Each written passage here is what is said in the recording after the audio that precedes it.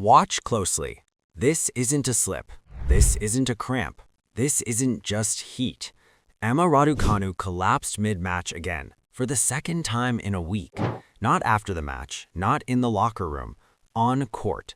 Medical staff rushed in, blood pressure checked right there in front of everyone. Play stopped, the stadium went quiet. And if that sounds familiar, it should, because this isn't the first time and it's not the second time either.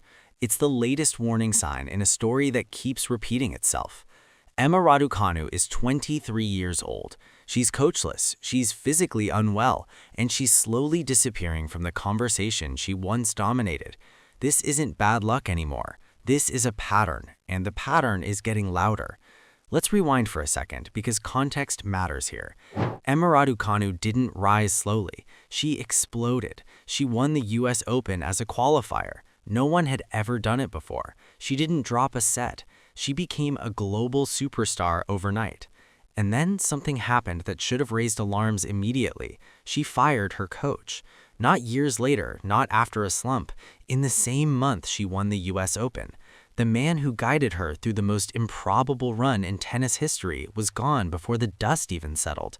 At the time, people called it confidence. Others called it independence. Some called it ambition. Almost nobody called it panic. Since then, 9 coaches. 9 in 5 years. Read that slowly. 9 coaches in 5 years. Nigel Sears, Andrew Richardson, fired weeks after the US Open. Torben Beltz, Dmitry Tursunov, who left and called her a red flag. Sebastian Sachs, Mark Petchey, Esteban Carril, and most recently Carlos Roig, Rafael Nadal's former coach, fired after just 6 months on January 29th. That's not development. That's chaos. That's someone constantly reaching for a reset because nothing ever fully stabilizes. And now, here we are. Dmitry Tursunov, one of her recent coaches, left citing what he called red flags in her game and approach. That's not criticism. That's a public alarm. Emma Raducanu collapsing mid-match, blood pressure being checked on court, medical timeouts not for blisters or cramps, but because something systemic is wrong. This week wasn't an isolated incident. She collapsed in the Transylvania Open final on February 8th, blood pressure checked, then flew to Qatar. 48 hours later, she collapsed again in the first round, retired at 0-2 in the third set on February 9th. And suddenly the conversation shifted. Not about form, not about ranking, but about well-being. Kim Clijsters, speaking on Eurosport on February 6th, said what everyone else was thinking, but nobody dared to ask. Who's pushing the panic button? Is it Emma? Is it her agent? Is it her father? And then she stopped, because there was no answer. That silence was louder than any headline, because if nobody knows who's in control, that means nobody is, and that's terrifying for a 23-year-old athlete whose body is literally shutting down on court. Now, some people will say she's an adult. She chose to fire those coaches. She chose the schedule. She signed the endorsements. And they're not wrong. At some point, the pattern is the player. But here's the difference. Professional tennis is brutal. The travel, the schedules, the expectations. But players collapse mid-match rarely. And when it happens more than once in a short span, that's not random. That's your body waving a red flag. And Emma's body has been waving flags for a long time. Injuries, illnesses, withdrawals, short comebacks followed by setbacks, each one explained individually, but together, they form a picture nobody wants to fully acknowledge, because Emma Raducanu isn't just another player, she's a symbol. She was marketed as the future, the crossover star, the proof that tennis could still create lightning, and lightning burns fast. Here's the part that makes this even harder to watch. Emma never looks angry anymore. She looks tired, not physically tired, emotionally drained. She doesn't argue with umpires. She doesn't rage at her box. She doesn't smash rackets. She goes quiet, and quiet is often worse, because quiet usually means resignation.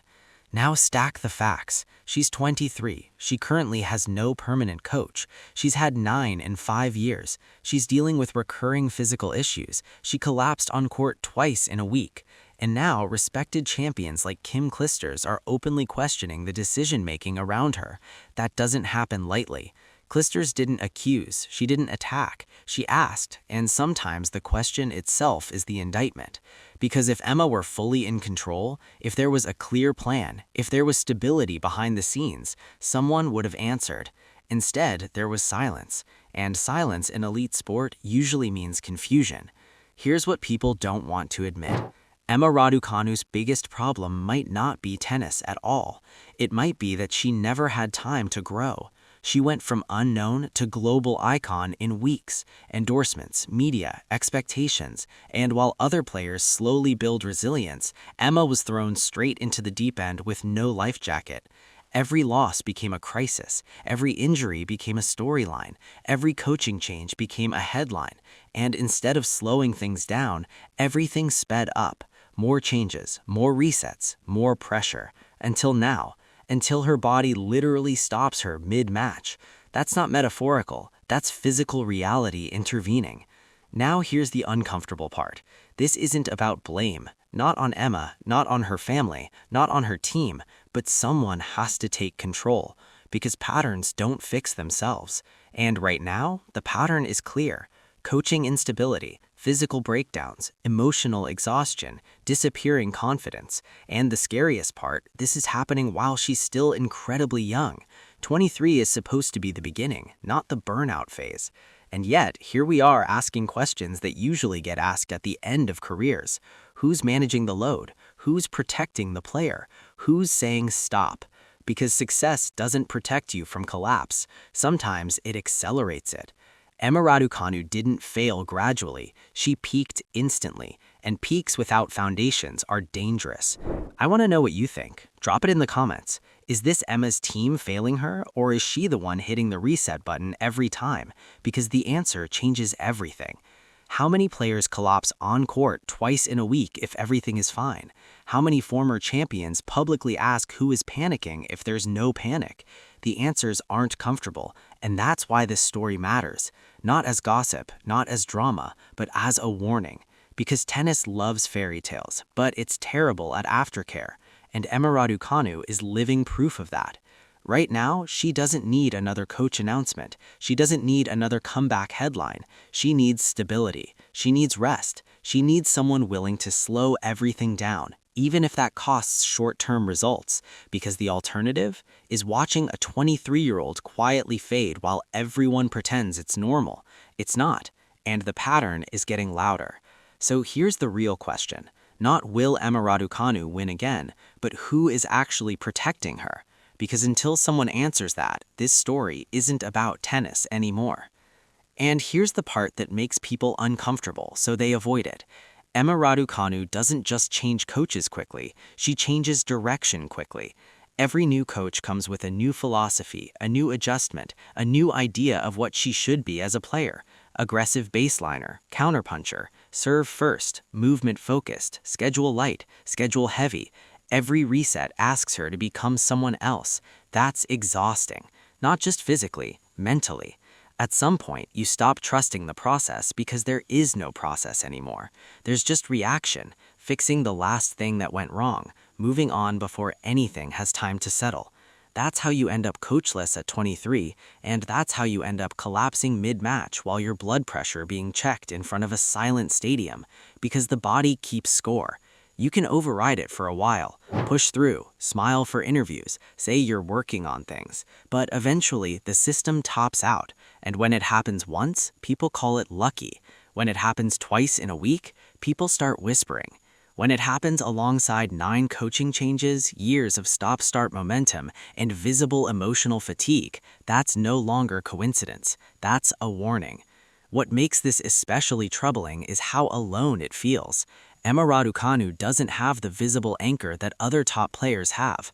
There's no long-term coach beside her, no familiar voice in the box, no steady presence fans recognize week after week. Stability matters more than talent at this level. Talent gets you in the door, stability keeps you there. And right now, Emma looks like she's fighting everything by herself.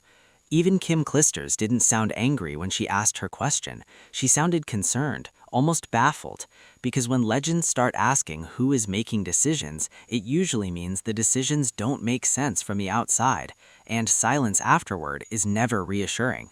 The sport isn't set up to handle this kind of trajectory. It knows how to build players slowly. It knows how to celebrate champions. It does not know how to protect someone who peaks instantly.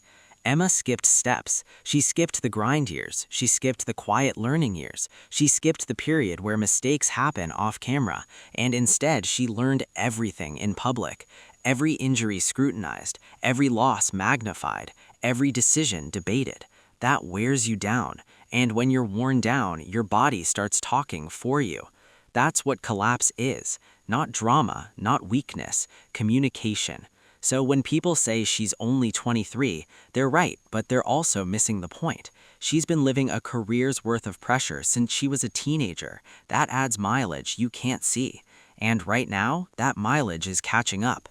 This isn't about quitting tennis. This isn't about failure. This is about intervention. Because if nothing changes, really changes,